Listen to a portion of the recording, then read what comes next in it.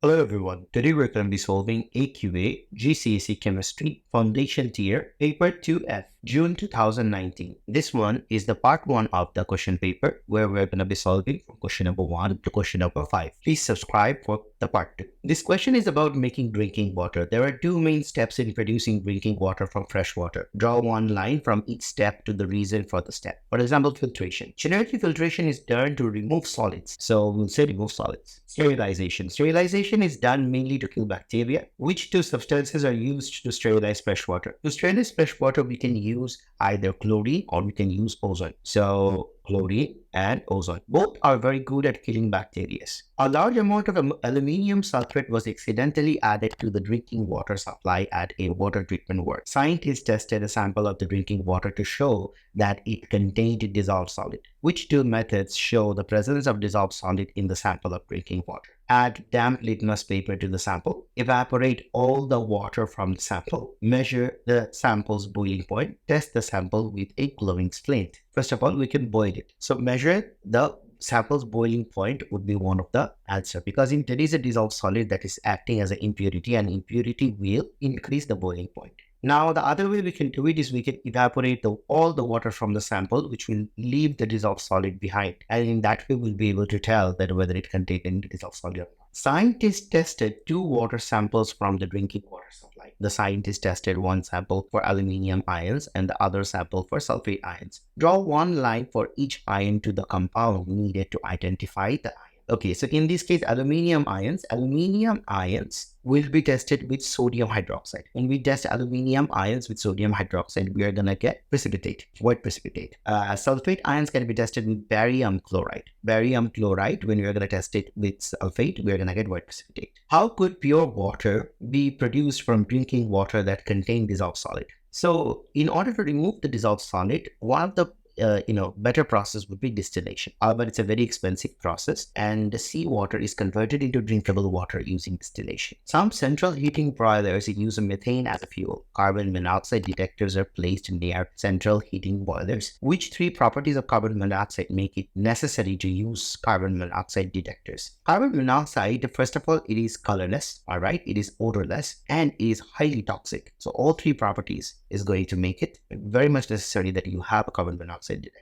Methane produces carbon monoxide when burning in a limited supply of air. Complete the sentence. So we'll say air. 8 grams of methane has a volume of 12 dm cube at room temperature and pressure. Calculate the mass of 36 dm cube of methane. In order to measure 36 dm cube of methane, we will first find out the mass. What is the mass of methane per dm cube? So 8 divided by 12, this will give us the mass of methane per dm cube. Then we're going to multiply it with the 36. This will give us 24 grams. Most methane is obtained from natural gas, which is a fossil fuel.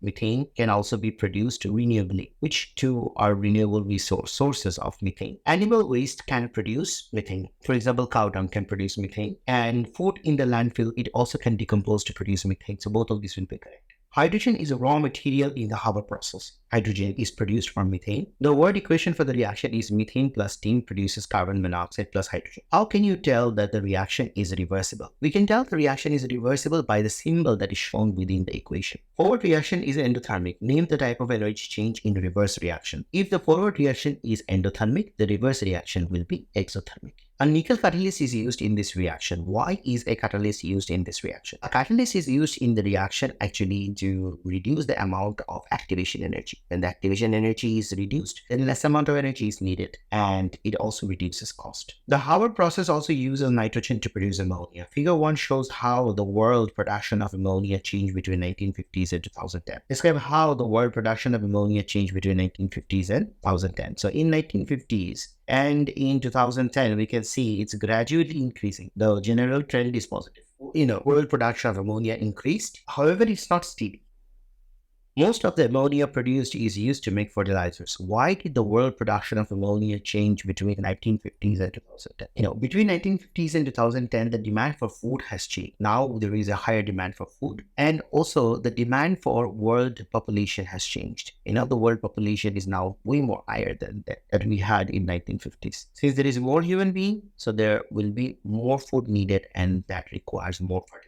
Table 1 shows the data about 4 fertilizers A, B, C, D. Percentage by mass of nitrogen is given in each of the fertilizers, and percentage by mass of phosphorus, percentage by mass of potassium. We can see that only C contains phosphorus, all right, and nitrogen, and D contains only potassium, and A, B, C all contains nitrogen. Which combination of fertilizer A, B, C, D provides all of the elements needed for the NPK fertilizer? In an NPK fertilizer, you must have both nitrogen, phosphorus, and potassium. So you have to put C and D together, which can give you nitrogen, phosphorus, and potassium. So C and D together will be the last option. Which fertilizer is not made using ammonia? Potassium fertilizer does not require any ammonia in it. D will be the answer. Titan is a moon of the planet Saturn. Table 2 shows the percentage of some gases in the atmosphere of Titan and in the atmosphere of Earth. So we can say nitrogen 98, Earth 78, oxygen in Titan there is none. Earth contains 21%, methane 1.4, and Earth contains very little, and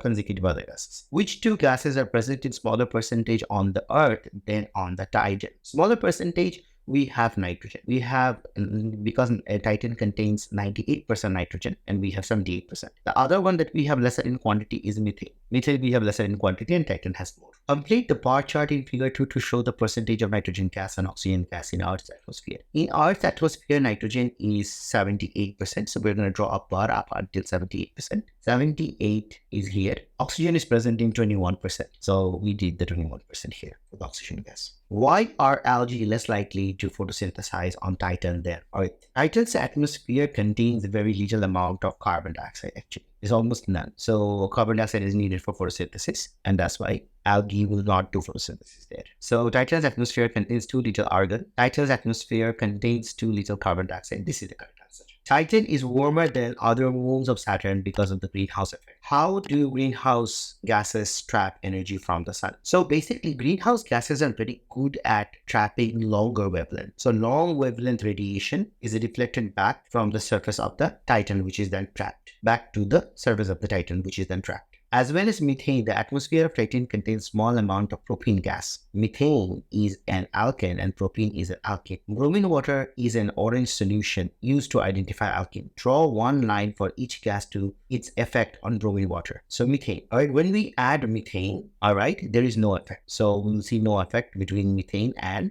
bromine. However, propene is an alkene. When we add it, then bromine solution, which is brown in color, all right, which is orange in color, will become colorless solution. Propane reacts with water to make propanol. The ratio of masses of propane and water that react is propane is to water 7:3. Calculate the mass of propene that reacts with 21 gram of water. So since it reacts with 7:3 ratio, we'll find out what amount of propane reacts with 1 unit of water. We're going to divide the 7 by 3 and then find out how much of propene will react with 1 grams of water will multiply with 21. So the answer is 49. Figure 3 shows a surfer on a surf. Some surfboards are made from adhesion polymers. Adhesion polymers are made from small alkene molecules. What type of bonding are present in small alkene molecules? Alkene molecules are organic substances, and organic substances contains covalent bond. They're made from nonmetal. What is the functional group in this small alkene molecule? In the small alkene molecule, the main functional group is CC double bond. Figure 4 shows the structure of part of an adhesion polymer surfboard. The outer surface of the surfboard is coated. Adhesion polymer surfboard, and it has a coating. The coating is made from soda-lime glass fibers surrounded by a plastic. What type of material is the coating of the surfboard? All right, because it consists of many different types of material, so we can call it composite material. Complete the sentence. Choose the answers from the box. The material used to make soda-lime glass fibers are sodium carbonate dash and dash. Obviously, to make glass we need sand, and also to make glass we need limestone. Suggest 2 reasons why surfboards are coated. Surfboards are coated to make them strong, hard, and tough. It is also coated to make them waterproof and durable. All right, some surfboards may be coated for aesthetic reason, for making it look beautiful, or to give it less friction as it moves through the water.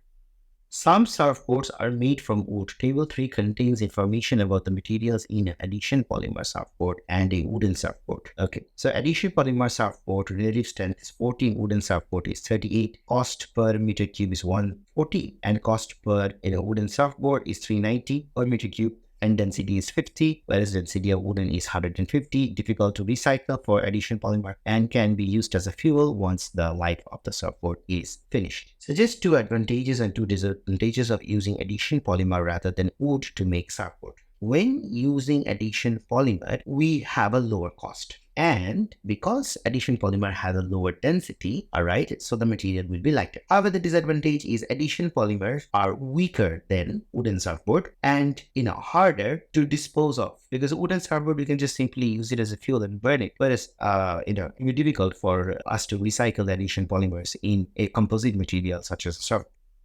Calculate the volume of wood in a wooden surfboard of mass 5.25 kg. Density in kilogram per meter cube. Mass in kg divided by volume in meter cube. First of all, the wooden surfboard of mass 5.25 kg. We need to know the volume, all right? So first of all, we are going to use the mass. So density, which was given here, all right, 150 kilograms per meter cube. So we're going to replace that on 150 kg per meter cube. And the mass that is given to us is 5.25 kilograms, which will then divide it by volume, and the volume unit is meter cube. To find out the answer, we're going to make the volume as subject, and we're going to be dividing the 5.25 with 150. Once the unit cancels out, our answer is 0.035 meter. So guys, that's the end of the question number 5. Thank you for joining the video. Guys, subscribe to the channel and see you in the next video. Bye-bye.